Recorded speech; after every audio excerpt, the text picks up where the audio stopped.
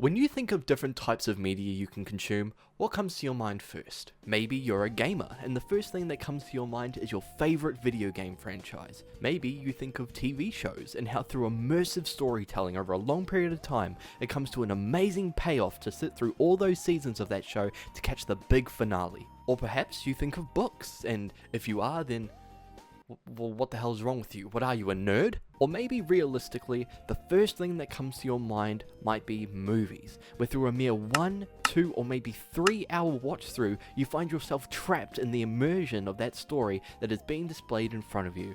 Now, all these different media types are enjoyed by a variety of people around the world, and it's no shock why. Even if it's only one of these media types, there is an army of people that will come to its defense if anyone tries to slow it. Now, unfortunately, as the old saying goes, nothing good lasts forever, and a lot of these media types that we watch, whether they be TV shows, movies, books, they all have to face a conclusion. But what if I told you that maybe they didn't have to? And that is the topic of this video's discussion. We are going to be having a look at sequels.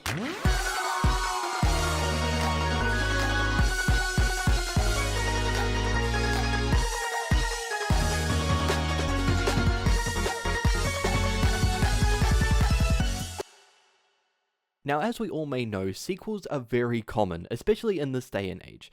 But why do they get made? Well, it's mainly because when something gets popular enough for it to have a bit of a cult following for it, directors and producers are usually quick to have a sequel for that media be greenlit for production. Because of the creation of sequels, there have been some old-time classics that have come from it. Some, for example, being Marvel, Star Wars, Harry Potter, and so many more. Now, these franchise examples that I've just used as examples have worldwide cult following fan bases backing them all the way through. So I'm not really going to be touching on these. In fact, I'm going to be having a look at some franchises where the original source material have massive fans behind it, right? But the following sequels don't really get that much love.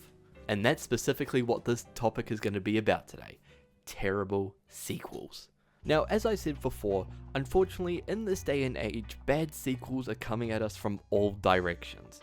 Now, you may chalk this up to Hollywood being very greedy nowadays and waiting to make easy money from making sequels, and although that would be correct, this isn't actually a problem that has just started to occur.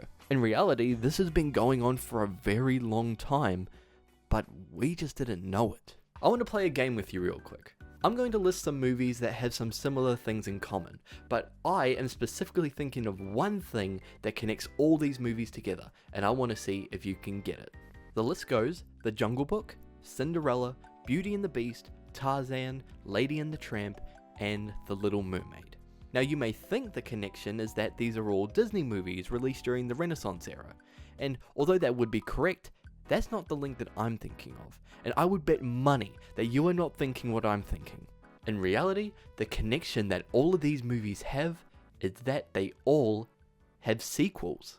Now, I'm not sure how many of you grew up watching the Disney Renaissance, but these movies were my jam. I loved them growing up. So imagine my shock when I heard that there were sequels to all of these movies. And I quickly realized that they also have another thing in common. The sequels are really bad. In the 1990s, Disney had one of their smaller studios crank out sequels to their really successful films. The only problem with this though was that the budget for these movies is nowhere near as much as what the original movie costs were to make. And as you could imagine, this led to some very bad movies with terrible animation and horrible stories. Now, these movies were never meant to rival their predecessors, especially since they would never be released in cinemas but instead straight to DVD. But that doesn't mean I can't complain about how bad they are, because you can even see for yourself. These are abysmal. And they did this with any Disney Renaissance movie you can think of. Fox and the Hound, Mulan, Bambi, Cinderella again. As if the first time wasn't bad enough, they went and made another sequel, which was just as bad. Now, you may think, well, that was back then, that was the past, they would never do that sort of thing now. Well, let me give you a reality check. Disney has obviously not learnt their lesson about bad sequels for their Renaissance films, because they are going through this cycle once again. But instead of direct sequels, they are complete live-action remakes. And the sad thing is that the budget for these movies is actually larger than the original ones, and they are worse. The fact that these movies are receiving such negative press because people can tell that they're just cash grabs really shows just how greedy Disney has always been.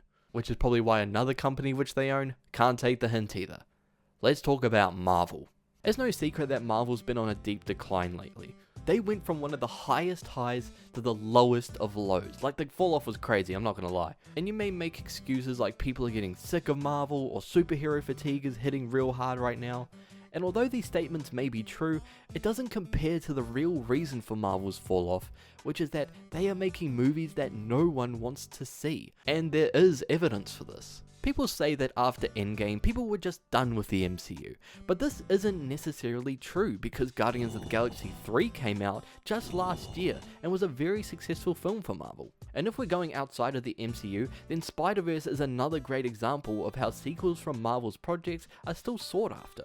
The only reason Marvel is continuing to struggle is because they are making sequels to movies that just don't need sequels. Two recent examples for this are Ant-Man 3 and Captain Marvel 2. Both of these movies came out in the same year, and both of them are the lowest grossing Marvel movies to ever be released in the cinemas. And the reason for this result is because no one was asking for these movies. Even if there were people who wanted them, they probably saw the trailer for them and were put off because they just don't look good. Hell, they don't even look decent.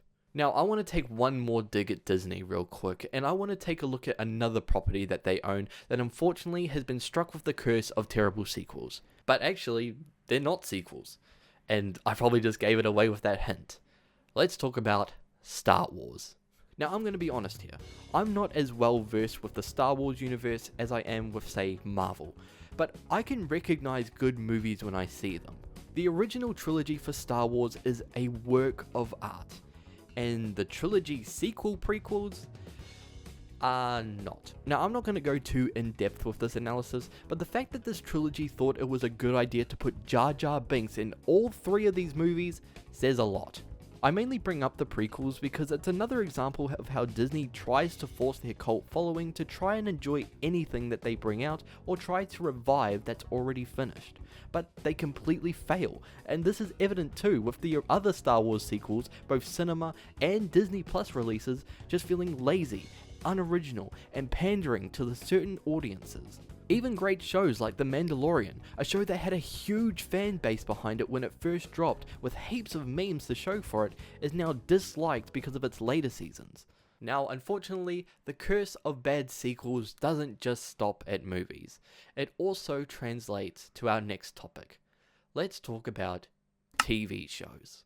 Now, TV shows are a bit different in this case, because unlike movies, TV shows usually have enough time to space out their story to the point where they can have a conclusion that the audience can be satisfied by. But this doesn't mean that there aren't some bad spin-off shows. A clear example for this is the Scooby-Doo spin-off show, Velma. Velma is a prime example of how not to make a spin-off show, because it does everything wrong. First off, it's not loyal to the original Scooby-Doo show, going so far as to replace characters and race swap some of them altogether. Also, it's an adult TV show, which is also not loyal to its source material. And overall, it just sucks. It tries to pander to all of these different types of groups, and it just comes off as trying way too hard. I'm having a baby! Right, but are you having a baby, or did society tell you to have a baby? What? And this is also the case for the show Bel-Air, which is a spin-off of The Fresh Prince of Bel-Air. This suffers from the same sins as Velma, because it's taken a comedy show which everyone who grew up with loved and adored, and it's flipped it completely on its head to become a drama with hard swearing, drugs, and no comedy whatsoever. It also tries way too hard to be politically correct in what it delivers through its story, and sometimes the way an episode ends won't relate at all to the episode that leads into it. My biggest gripe with this show is that I actually did start getting interested in one of the episode's endings, especially the one where Carlton flips out completely because his family doesn't attend his hockey game, but instead attends Will's basketball game. At the end, we see Carlton completely flip out and absolutely lose it, and the episode just ends. And I was like, okay, maybe we have something interesting going on here. And I was really intrigued. I was like, man, how are they going to adapt this into the next episode? And they don't. They just don't address it. Well, actually, that's not true. I'll play the clip for you. Been doing okay lately, Carlton? Feeling better than I was last week. Let's just play. So over a game of chess, Carlton just goes, yeah, oh man, I was feeling really angry, but now I don't. What is that? So you have all this build up and it just leads to nothing. Dude, this show sucks, dude. Like, no, I'm not sorry. I'm not sorry. Now let's move on to video games. Now, when it comes to video games, this is a bit more of a curious case, because when it comes to movies and shows, you are just watching it. Whereas with games, you can actually interact with it and play it, so it's more of a personal venture.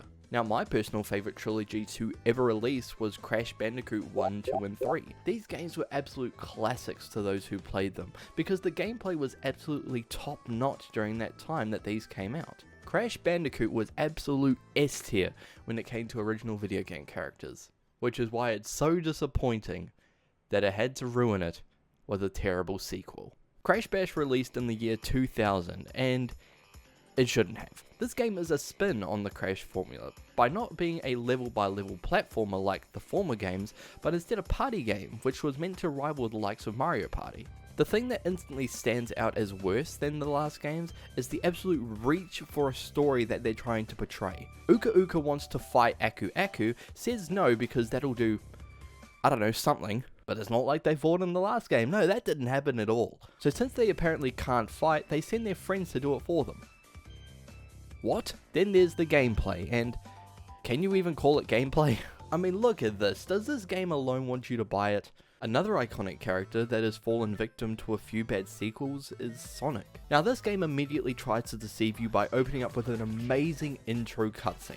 But once that's over and you start playing the game, the first thing you'll notice is that apparently we are in Italy because everyone flails their arms around while speaking. Also, if you couldn't tell already, the animation isn't that great either. Like, what am I looking at right now? What is going on? And the last example I want to give for games is yet another classic series on the PlayStation, Tony Hawk Pro Skater. These games were easily one of the best games to ever release on the PlayStation, as it revolutionized the concept of skating games altogether. Skateboarding in video games back in the day mainly consisted of 2D side or front scrollers where you just had to avoid obstacles, but Tony Hawk changed the game entirely with 3D graphics and very impressive gameplay mechanics. It was also one of the main reasons why skating became so popular with the masses, as it was because it brought together those who were riding physically as well as those who were riding digitally. However, as we've learned from this video, everything good that comes up eventually comes crashing down. Tony Hawk Pro Skater 5, released in 2015, and with the announcement brought a lot of hype. What was this game going to do that would change the formula again like the predecessors did? Well, players without internet connection would have no idea because you had to always be online to play the game. Now, this wasn't really a problem at the time because since this was a fresh new game, players were flocking to the game to play it. But now that the hype has died down, there are no servers whatsoever. So if you try to play with an internet connection, the game will always try to find an online server and will always fail. This is the reason you can't buy a digital copy of the game anymore. You need to have a physical version in order to play it at all. Also, another reason why this game sucked is because it sucked. As we've seen from this video, sequels aren't really getting as much love and dedication put into them as they once were. There are a good few franchises that have a good beginning and still are coming out with good sequels to this day. But these days, it is especially common to see greedy companies making these sequels to their audience that they know are just going to eat whatever they have to cook up. Although things may look bad now, there are a few examples of sequels that have come out quite recently that show that there is potential for sequels to continue to progress further. But if there was a message to end this video off, it wouldn't even be to you. It would be to the greedy companies that are watching this right now. If you are making something great, don't take it for granted. continue to work on your craft so that it can be the best that it could possibly be. And don't settle for less. Now let's just hope that the next Spider-Man movie is good. I'm out. Peace.